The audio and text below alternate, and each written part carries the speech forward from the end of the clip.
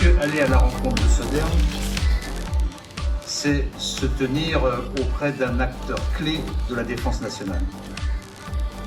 Sodern est également une société dont le modèle économique repose sur l'adaptation des technologies de pointe qu'il développe pour le marché civil.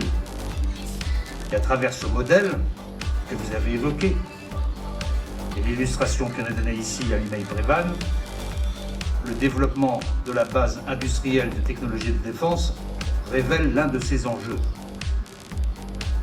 Il suffit d'une visite ici pour se rendre compte que nos capacités militaires s'appuient en effet sur des savoir-faire industriels précieux et sur des compétences uniques, et en particulier chez nos équipementiers.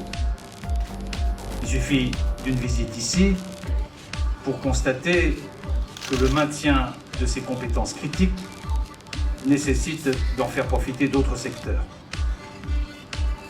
Les équipements de Sodern, vous le savez, contribuent directement à notre souveraineté dans des domaines régaliens, au premier rang desquels se tient la dissuasion, avec la source neutronique des armes nucléaires, le viseur d'étoile du missile M51, mais aussi le renseignement et les communications, que l'on oublie parfois dans les enjeux de souveraineté. Mais vous êtes là au premier rang, par vos activités spatiales, et avec là encore les viseurs d'étoiles, les plans focaux et les filtres pour nos satellites d'observation.